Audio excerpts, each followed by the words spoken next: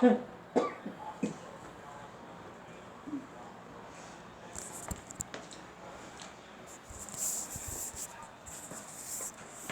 you remember your first time to play with a basketball? How about your first clumsy attempt to make it go through your legs? For me, this was when I was 6 years old in my parents' driveway. Athletics, and more specifically basketball, is an important aspect in a person's childhood. It allows a child to grow and learn in a competitive atmosphere. I've completed extensive research and have dedicated over 9 years of my life to organized basketball. Today we will look at the evolution of women's basketball from its beginnings to present time.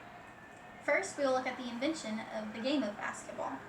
According to the athleticscholarship.net website, last accessed on September 29, 2016, James Naismith invented the game of basketball in 1891. The athleticscholarship.net website goes on to state the rules and culture of the game. Women were not allowed to dribble more than 3 times or hold the ball for more than 3 seconds before passing to a teammate. Women also posted guards outside the windows and doors of the gymnasium so men would not watch them practice or watch their games. However, the Women's Basketball Hall of Fame.com website, last accessed on September 26, 2016, wrote that women were constantly pushed outside their comfort zone within the feminine culture. Women were urged away from corsets and pushed towards a divided skirt that would help with movement during exercise. As you can see on the screen, this is an example of what women would wear in the early stages of basketball. Now that we have looked at the foundation of women's basketball, let's examine the ever-changing lifestyle that this sport provides. Next, we will explore the growth in the first 100 years of the game. Unlike the conservative uniforms mentioned above, the Women's Basketball Hall of Fame.com website goes on to state that in 1927, women were required to wear a jersey top and shorts with the required number on the back. As you can see on the screen, this is a more modern-day version of women's uniforms. This was a huge advance for women's athletics. Also, the Women's Basketball Hall of Fame.com website goes on to state the constant change of rules for women's basketball. In 1910, dribbling was officially outlawed. However, in 1971 was the start of resemblance between men and women's basketball. Women were allowed to play full court with 5 players, which was similar in nature with men's basketball. This picture exemplifies 5 players playing on full court. Within the first 100 years of the game, women were able to do the impossible. They were able to dunk.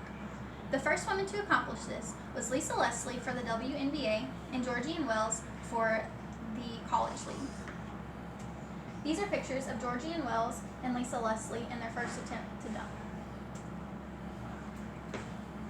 Women athletes quickly became successful and displayed their talent for everyone to see on national television. Last, we will look at the effects on today's society. The support for my argument comes from the ESPN article written by Bruce Kelly, published July 11, 2013. It states that 21.5 million children from the ages of 6 to 17 participate in organized sports. As you can see on the screen is a graph that shows the ages and how many people per age participate. 21.5 million is larger than the Texas population in the year of 2002. The ESPN article goes on to state that of this number, 25% of girls participate in organized basketball. As you can see on the screen, that is the largest percentage of any sport offered for girls. The change from the beginning of basketball to today is significant. From wearing skirts and a half-court style to full court with a dunking finish, the evolution has been dramatic. Today, we looked at the evolution of women's basketball in 3 main ways. First, the invention of the game. Next, the first 100 years, before finally exploring the evolution of women's basketball and the effects it had on today's society. If you ever need a challenge in your life, you now know more about the evolution and sport of women's basketball.